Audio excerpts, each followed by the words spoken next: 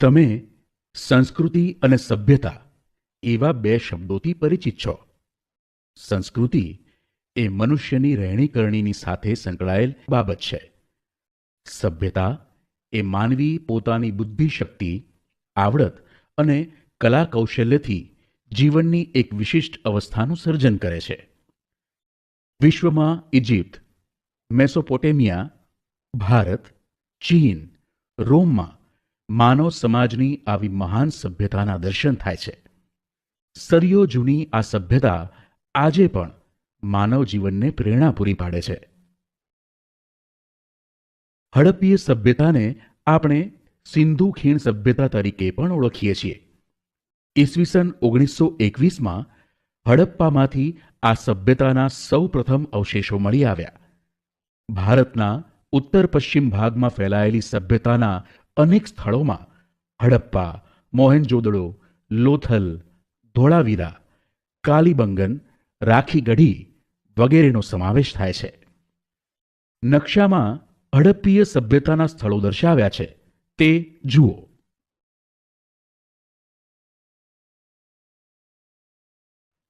આયોજનબદ્ધ નગર રચના એ હડપ્પીય સભ્યતાની સૌથી મોટી લાક્ષણિકતા હતી. નગરોની રચના એક સમાન થયેલી હતી. તમામ સ્થળોએ પશ્ચિમ તરફ કિલ્લો અને પૂર્વ તરફ સામાન્ય પ્રજાની વસાહત હતી. બંનેને જુદો પાડતો રાજમાર્ગ વચ્ચે આવેલો હતો. પશ્ચિમમાં આવેલા કિલ્લાની ફરતે કોટ હતો. કિલ્લામાં સંભવતઃ શાસકો રહેતા હોવા જોઈએ. તેમની નગર રચનામાં મોટે ભાગે ઈંટો વપરાતી. હડપ્પીય સભ્યતાની મુખ્ય વિશેષતા તેની આયોજનબદ્ધ મકાન વ્યવસ્થા હતી. પૂર અને ભેજથી બચવા મકાનો ઊંચા ઓટલા પર બાંધવામાં આવતા. અહીંના મકાનોની એક વિશેષતા એ હતી કે મકાનના દ્વાર મુખ્ય રસ્તા પર પડવાને બદલે અંદરની તરફ પડતા. અહીં 1 અને 2 માળના મકાનો જોવા મળતા હતા. અહીંના રસ્તાઓ સુવિધાજનક હતા. શહેરના મુખ્ય 2 રાજમાર્ગો, એક ઉત્તરથી દક્ષિણ અને બીજો પૂર્વથી પશ્ચિમ જતો. અહીં મુખ્ય માર્ગની સમાંતરે શેરીઓ આવેલી હતી. રસ્તાઓ એકબીજાને કાટખૂણે કાપતા. રસ્તા અને શેરીઓનું આયોજન એ રીતે કરવામાં આવેલું હતું કે સમગ્ર નગર ચોરસ અને લંબચોરસ વિભાગોમાં વહેંચાઈ જાય. જાહેર રસ્તાઓ પર રાત્રિ પ્રકાશની વ્યવસ્થાના પુરાવાઓ પણ પ્રાપ્ત થયા છે. હડપ્પાકાલીન સભ્યતાના લોકોના વપરાશના પાણીના નિકાલ માટે અત્યંત વિકસિત અને પદ્ધતિસરની વ્યવસ્થા હતી. દરેક મકાનનું પાણી નાની ગટરમાં અને નાની ગટરમાંથી મોટી ગટરમાં જતું. મોટી ગટરમાંથી પાણી નગરની બહાર જતું. મોહેનજોદાડોમાં એક જાહેર સ્નાનાગાર મળી આવ્યું છે. આ સ્નાનાગારની વચ્ચે સ્નાનકુંડ છે. સ્નાનકુંડમાં ઉતરવા માટે 2 બાજુએ પગથિયાની વ્યવસ્થા પણ છે. સ્નાનકુંડની ફરતે વસ્ત્રો બદલવા ઓરડીઓ છે. ઉત્સવ કે ધાર્મિક પ્રસંગોએ આ જાહેર સ્નાનાગારનો ઉપયોગ થતો હશે. આ ઉપરાંત મોહેનજોદડોમાંથી મળી આવેલ સ્તંભવાળા મકાનને સભાગૃહની ઓળખ આપવામાં આવી છે. હડપ્પા પંજાબના મોન્ટેગોમરી જિલ્લામાં આવેલ પુરાતત્વીય સ્થળ છે. હડપ્પા સિંધુ ખીણ સભ્યતાનું મુખ્ય નગર હશે. અહીંની મુખ્ય વિશેષતા તેના અન્ન ભંડારો છે. અહીં રાવી નદીના કિનારે 12 જેટલા અન્ન ભંડારો મળી આવેલ છે. લોથલ અમદાવાદ જિલ્લામાં ધોળકા તાલુકામાં ભોગાવો નદીના કિનારે આવેલ છે. લોથલ પ્રાચીન સમયમાં એક વેપારી બંદર અને ઔદ્યોગિક નગર હતું. લોથલમાં ઈંટોનું બનેલું એક માળખું મળી આવ્યું છે. તેને ધક્કો માનવામાં આવે છે. તે અહીં આવતા વહાણોને લાંગરીને માલ સામાન ચડાવવા ઉતારવાના કામ માટે ઉપયોગમાં હોવાનું માની શકાય. આ ઉપરાંત અહીં વખારો અને મણકા બનાવવાની ફેક્ટરી મળી આવેલ છે, જેથી કહી શકાય કે લોથલ પ્રાચીન ભારતનું સમૃદ્ધ બંદર હશે અને હડપ્પીય સભ્યતાનો આંતરરાષ્ટ્રીય વેપાર લોથલના બંદર મારફત થતો હશે. ધોળાવીરા કચ્છ જિલ્લામાં ભચાઉ તાલુકામાં ખડીર બેટ વિસ્તારમાં આવેલ પુરાતત્વીય સ્થળ છે. સામાન્ય રીતે હડપ્પીય નગરો 2 ભાગમાં વહેંચાયેલ છે, જ્યારે ધોળાવીરાનું નગર 3 ભાગમાં છે. 1 સીટાડેલ કિલ્લો, 2 ઉપલું નગર, 3 નીચલું નગર. ધોળાવીરા નગરની મુખ્ય વિશેષતા વરસાદના પાણીના સંગ્રહની વ્યવસ્થા અને સ્ટેડિયમ છે. રાજસ્થાનનું કાલીબંગન નગર હડપ્પીય સભ્યતાની કૃષિ ક્રાંતિનું મુખ્ય મથક હતું. અહીં ખેડેલા ખેતરોના અવશેષો તેની સાબિતી પૂરી પાડે છે. અહીં મળી આવેલા તાંબાના અવશેષો એ પુરવાર કરે છે કે અહીં તાંબાના ઓજારોનું નિર્માણ થતું હશે અને આ ઓજારો કૃષિ ક્ષેત્રે ઉપયોગમાં લેવાતા હશે. આમ સિંધુ ખીણ સભ્યતાનું નગર આયોજન સુવ્યવસ્થિત, સુંદર, ઇજનેરી કળા ધરાવતું, આયોજનબદ્ધ અને કૌશલયુક્ત નગર હતું. તેમાં તે વખતના શાસક વર્ગની શાસન શક્તિ, ઇજનેરોની બુદ્ધિમત્તા અને કારીગરોની કલાશક્તિનું અદ્ભુત પ્રતિબિંબ પડે છે. સિંધુ ખીણ સભ્યતાના લોકો ખેતી, પશુપાલન, વેપાર, હુન્નર ઉદ્યોગ જેવા વ્યવસાયો કરતા હતા. ખેતીમાં ઘઉં, જવ, વટાણા, તલ, સરસવ વગેરે પાકોની ખેતી કરતા. ખેતીમાં જમીન ખેડવા હળનો ઉપયોગ કરતા. પશુપાલનમાં ગાય, ભેંસ, બકરી, ખાંદવાળો સાંઢ પાળતા. તેઓ આંતરિક અને આંતરરાષ્ટ્રીય વેપાર કરતા.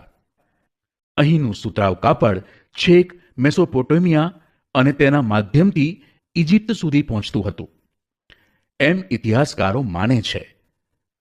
આ ઉપરાંત તેમના અન્ય વ્યવસાયોમાં માટીકામ, ધાતુકામ, મણકા બનાવવાની કલા, શિલ્પકલા વગેરેનો સમાવેશ થતો હશે. સિંધુ ખીણ સભ્યતાના લોકોનો મુખ્ય વ્યવસાય ખેતી અને પશુપાલન હતો. આ સમયની પ્રજાના ખોરાકમાં ઘઉં, જવ, બાજરી, વટાણા, તલ, ખજૂર વગેરેનો સમાવેશ થાય છે. પશુપાલનના કારણે તેમના ખોરાકમાં દૂધ, દૂધની બનાવટોનો પણ સમાવેશ થાય છે. આ સભ્યતાના અવશેષોમાં માછલી પકડવાના હૂક મળી આવ્યા છે, તેથી ખોરાકમાં માછલીનો પણ સમાવેશ થતો હશે. સિંધુ ખીણ સભ્યતામાં મળી આવેલા શિલ્પોના આધારે એ સમયના લોકોના પોશાક વિશે માહિતી મળે છે. અહીં સ્ત્રી પુરુષો 2 કપડાં પહેરતા. કમરથી નીચેના ભાગમાં હાલની ધોતી જેવું અને ઉપરના ભાગમાં ડાબા ખભા પરથી જમણા હાથ નીચે આવે એમ ઉપવસ્ત્ર વીંટતા. મુખ્યત્વે તેઓ સુતરાઉ કાપડનો ઉપયોગ કરતા અને ઊની વસ્ત્રથી પણ પરિચિત હતા. ધાતુ તથા હાથીદાંતની બનેલી આ સમયની મળેલી સોયના આધારે અનુમાન થાય કે તેઓ સીવીને કપડાં પહેરતા હશે. આમ છતાં મોટા ભાગના લોકો સીવ્યા વિનાના કપડાનો ઉપયોગ કરતા હશે. આ સમયના આભૂષણોમાં કંઠહાર, હાથમાં વીંટી, કાંડામાં કડા સ્ત્રી અને પુરુષ બંને પહેરતા. સ્ત્રીઓ બંગડીઓ, કાનમાં કુંડળ, કંદોરો, ઝાંઝર વગેરે આભૂષણો પહેરતી. આ આભૂષણો સોના, ચાંદી અને કિંમતી પથ્થરોમાંથી બનાવવામાં આવતા. સિંધુ ખીણ સભ્યતાના લોકો માટીના, તાંબાના, કાંસાના વાસણો બનાવતા, જેમાં માટીમાંથી પ્યાલા, વાટકી, કુલડી, ગાગર, રકાબી, કથરોટ વગેરે વાસણોનો સમાવેશ થતો. સિંધુ ખીણ સભ્યતાના લોકોએ પોતાના બાળકો માટે વિવિધ પ્રકારના રમકડા બનાવ્યા હતા, જેમાં પંખી આકારની સિસોટીઓ, ઘૂઘરા, ગાડા, લખોટી, પશુ, પંખી અને સ્ત્રી પુરુષ આકારના રમકડાનો સમાવેશ થાય છે. એક રીતે જોઈએ તો આ પ્રજાની સર્જન શક્તિ અને કલા કારીગરી એમના રમકડામાં વ્યક્ત થાય છે. માથું હલાવતા પ્રાણી અને ઝાડ પર ચડતા વાનરની કરામત દર્શાવતા રમકડા જોવા મળે છે. હડપ્પીય સભ્યતાના ધર્મજીવન વિશે આપણને મૂર્તિ અને મુદ્રાઓમાંથી માહિતી મળે છે. મૂર્તિઓમાં માતૃકા દેવીની મૂર્તિઓને ઇતિહાસકારો ધરતી માતાનું પ્રતીક ગણે છે. એટલે કે હડપ્પીય સભ્યતાના લોકો ધરતી પૂજા સવિશેષ કરતા હશે, કારણ કે ધરતી અન્ન અને પાણી આપે છે. આ ઉપરાંત તેઓ વૃક્ષ પૂજા, પશુ પૂજા, નાગદેવતા, સ્વસ્તિક પૂજા કરતા હશે. લોથલ અને કાલીબંગનમાં અગ્નિ પૂજાના અવશેષો પ્રાપ્ત થયા છે. હડપ્પીય સભ્યતાના લોકો મૃત્યુ પામનાર મનુષ્યને દાટતા હશે અને ઘણી જગ્યાએ અગ્નિ સંસ્કારના પુરાવાઓ પણ મળ્યા છે. તેઓ મૃતકને દાટતા અને તેની સાથે કેટલીક વસ્તુઓ પણ મૂકતા, જે તેમના મૃત્યુ પછીના જીવનની તેમની કલ્પના બતાવે છે. સિંધુ ખીણ સભ્યતાના અવશેષોમાંથી મુદ્રાઓ, મુદ્રિકાઓ, તામ્રપત્રિકાઓ મળી આવેલ છે. તેમના ઉપર કોઈ અણઉકેલાયેલી રહસ્યમય ભાષામાં લિપિબદ્ધ લખાણ જોવા મળે છે. જો કે આ લખાણો ટૂંકા છે, માત્રાવાળા અક્ષરો અને જોડાક્ષરો જોવા મળે છે. આ લિપિ ઉકેલવા ઘણા પ્રયત્નો થયા છે, પરંતુ તેમાં હજુ સફળતા મળી નથી. ગુજરાતમાં સુરેન્દ્રનગર જિલ્લામાં રંગપુર, અમદાવાદ જિલ્લામાં લોથલ, રાજકોટ જિલ્લામાં રોજડી, કચ્છ જિલ્લામાં દેશલપર, ધોળાવીરા, સુરકોટડા, જામનગર જિલ્લામાં લાખા બાવળ, આમરા, ભરૂચ જિલ્લામાં કીમ નદીના કિનારે ભાગા તળાવ વગેરે પ્રદેશોમાં હડપ્પીય સભ્યતાની નાની મોટી વસાહતો મળી છે. ઇતિહાસકારો ધરતીકંપ, પૂર, રોગચાળો કે બાહ્ય આક્રમણના કારણે આ સભ્યતાનો અંત આવ્યો હશે એવું માને છે. જો કે આજે પણ ઇતિહાસકારો માટે તેનો અંત સંશોધનનો વિષય રહ્યો છે. ઋગ્વેદ અને તેનું અધ્યયન. વેદ 4 છે: ઋગ્વેદ, યજુર્વેદ, સામવેદ અને અથર્વવેદ. ઋગ્વેદ એ આપણો પ્રાચીનતમ ગ્રંથ છે, જેમાં 10 મંડળોમાં 1028 પ્રાર્થનાઓ, જેને સૂક્ત કહે છે, તેનો સમાવેશ થાય છે. ઋગ્વેદ એ પ્રાચીન જ્ઞાનનો ભંડાર છે. તે પ્રાચીન સંસ્કૃત કે વૈદિક સંસ્કૃત ભાષામાં લખાયેલ છે. ઋગ્વેદના માધ્યમથી આર્યોના રાજકીય, સામાજિક, આર્થિક અને ધાર્મિક જીવનનો પરિચય મળે છે. ઇતિહાસકારો, પુરાતત્વવિદો ઇતિહાસ જાણવા માટે પ્રાચીન અવશેષોની સાથે ઋગ્વેદનો પણ અભ્યાસ કરે છે. ઋગ્વેદના કેટલાક સૂક્તો સંવાદ સ્વરૂપે છે. ઋગ્વેદમાં પ્રજાકીય જીવનના ઉલ્લેખો જોવા મળે છે. ગણો, સભા અને સમિતિ જેવી રાજકીય સંસ્થાઓની માહિતી ઋગ્વેદમાં છે.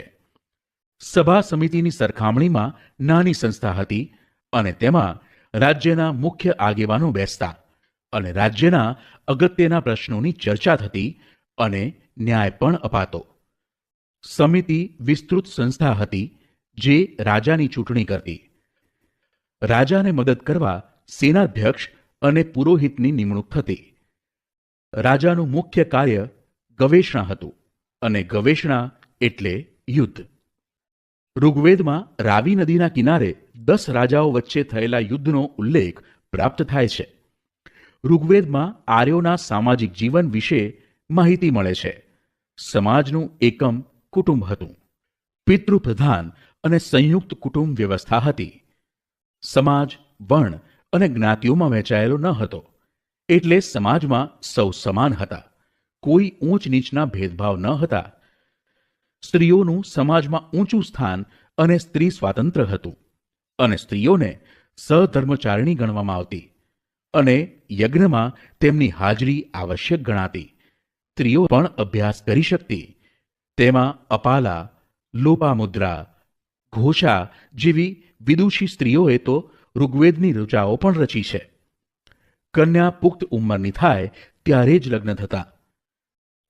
ઋગ્વેદમાં પ્રકૃતિની પૂજાના ઉલ્લેખો જોવા મળે છે. ઇન્દ્ર, વરુણ, અગ્નિ, સૂર્ય વગેરેની પૂજાના ઉલ્લેખો જોવા મળે છે. સવારની દેવી ઉષા અને સાંજની દેવી અદિતિનો ઉલ્લેખ જોવા મળે છે. ઋગ્વેદમાં ગાય, ઘોડાની અને બળદની ચર્ચા ઘણી જગ્યાએ થઈ છે. ઋગ્વેદમાં અન્ય પશુઓની સરખામણીમાં ઘોડાનો સૌથી વધુ ઉલ્લેખ આવે છે, જે તેમના જીવનમાં પશુપાલનનું મહત્વ સૂચવે છે. પશુઓ માટે યુદ્ધ કરવું એ કબીલાઈ જીવન જીવતા લોકો માટે સામાન્ય હતું.